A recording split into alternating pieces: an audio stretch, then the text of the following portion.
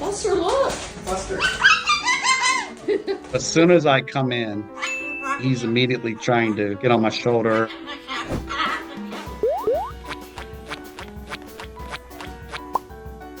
You a good bird? And then he'll actually talk in my ear. He'll tell you he's a good bird. He loves you. You like Dad's new glasses? When I'm sitting in the chair watching TV, he loves to sit on my lap and just go to sleep. He loves my husband, and I tried to actually sit down next to him like that. I would get pinched or bitten. He's still mad? I rubbed his head? Huh? Oh my God. It is very challenging because I brought him home really to be my bird. I initially wanted parrot, so I answered an ad and found Buster. He lived somewhere where he very much was not cared for. He needed a new home. How was it? When he first came home, he was actually great with me. He cares for me. If he's in the other room, he'll holler, "Mama, Mama." And then probably 6 months in, there was a shift. The biggest thing I noticed is why Ken is at work. He'll go to the front window and look for him, and he'll cry. Buster, gotta be home a little bit. When he got home, he got very excited. He will literally like jump around and then tell him all about his day. I was actually kind of afraid at first because I knew what they could do with their beak. Buster. So I would reach in and pet him through the cage. He would tell you that that felt good. And then he would slowly work his way to me and get up on my shoulder. During lockdown, he worked from home for a little bit, and it just kept getting more and more so. It's come a long way. But no, he has total trust with me. And he wants to do what I'm doing. Get a drink. He likes to have breakfast with me. When I build something, when I fix something around the house, he'll sit on my shoulder and help in his way.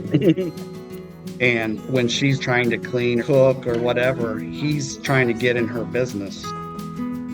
He does give me a hard time. Don't do it. But I don't have a problem with it at all. Every day starts with Thor teaching Rosie how to swim.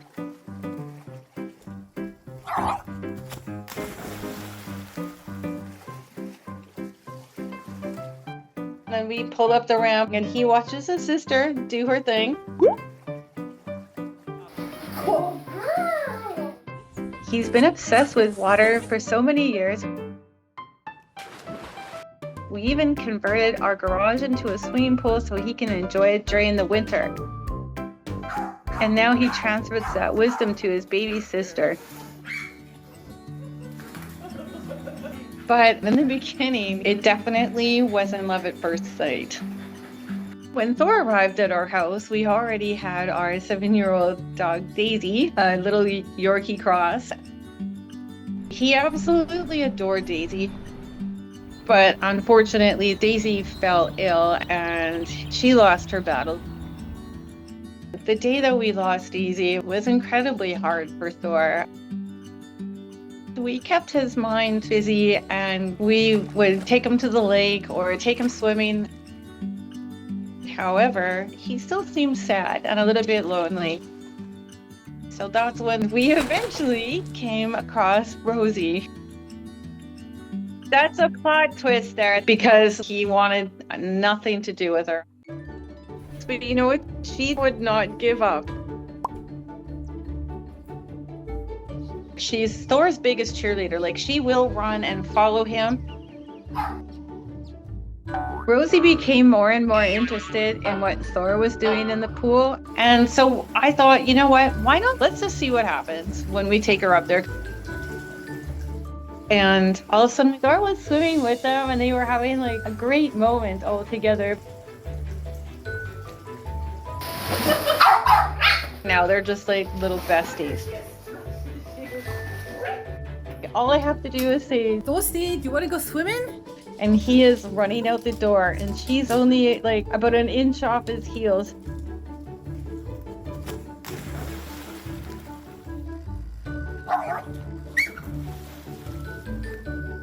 Both those dogs can jump into the pool and jump out of the pool. Sometimes Thor, he'll try to dump her off the board, but swimming has absolutely strengthened the bond between Thor and Rosie. She followed me everywhere in the house, 24/7. Good job. She would cuddle into my neck. She is exhausted.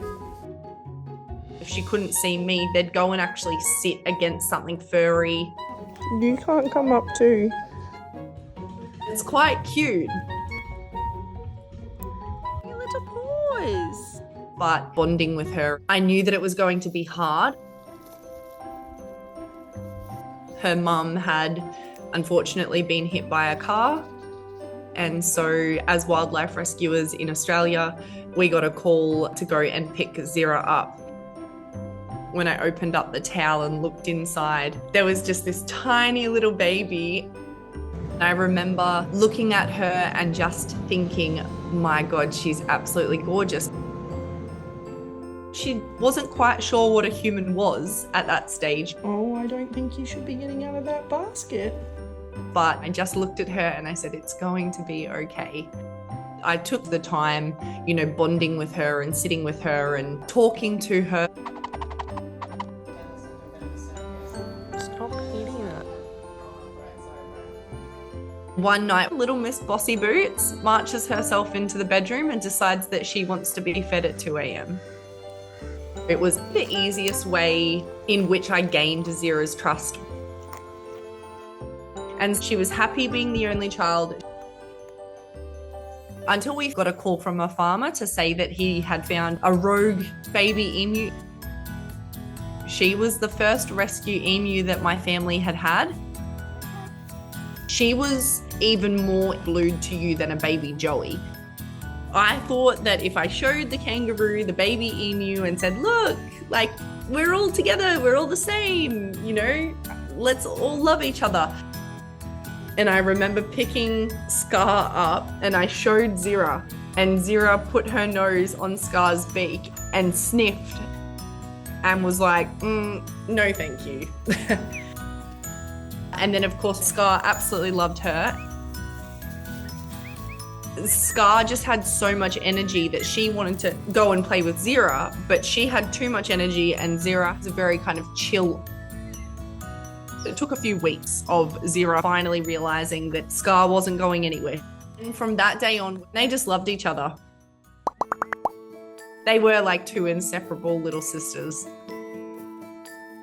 If it was just the two of them off on an adventure together, it was always great watching a baby emu and a baby kangaroo kind of raised and grow up together. They were complete opposites. But again, I think that's why they worked in the end. Hi, sweetie. Hi, baby. Petunia was found alone in a field in North Mississippi. A person happened to see this tiny little thing sitting there. She immediately called and said, we have a baby beaver and you guys are the best people that we can think of. And as soon as I got off the plane from Peru, I went and picked her up. Ow! Look at you, you pudge! Ow! Let go! Let go! Baby beaver. Petunia was so tiny and new. It was like in the toddler phase where they can do little terrible twos, where they can be very fussy. She's not shy about telling me, I need out. I'm ready. I want a bottle. I think in her little mind, it was, oh, okay, so this is what happens next in life. I go into this house place and these people just hold me and take care of me. I estimated her to only be a few days old at most. And that is the youngest, smallest beaver that I've ever received. So it's up to us as the humans to make sure that Petunia feels safe and secure And when I first got her, we were bottle feeding throughout the day and night.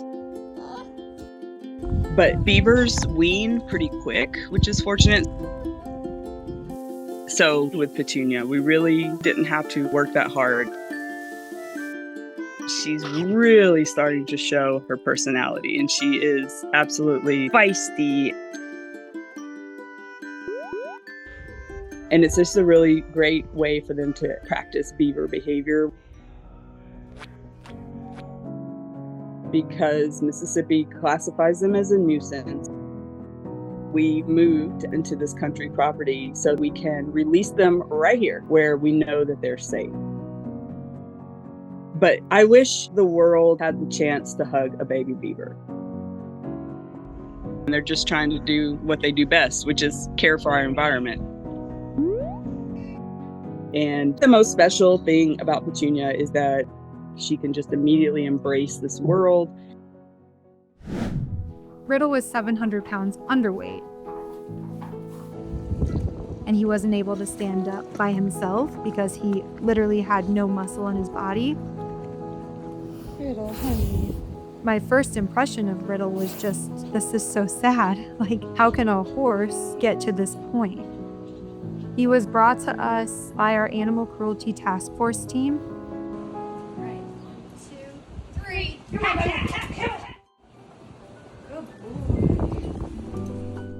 Our first thought was, let's get to work.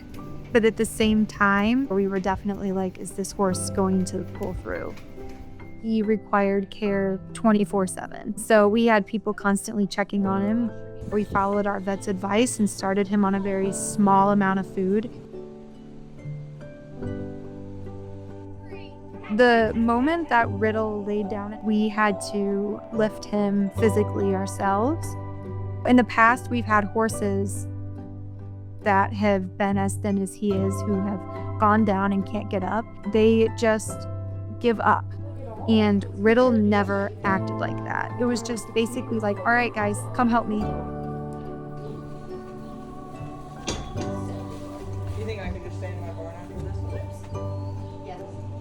That was when we were like, this guy's gonna make it. He just loved any human attention he could get. Our staff would take him outside once he could walk himself and give him baths. He was so kind, and I think that was one of the reasons why our staff fell in love with him. He began to gain weight. His coat is very shiny, and he just looks like a different horse. Hi, buddy.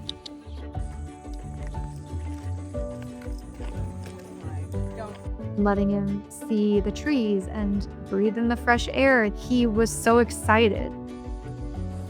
Like, he was so just happy to be there. Seeing him now, I would never imagine that that's the same horse that came in. It was so worth it. I don't think anybody ever regretted it once. The goal is that he finds a home and gets adopted and gets to have his true second chance. But for now, he's just hanging out here. He's a delight to have.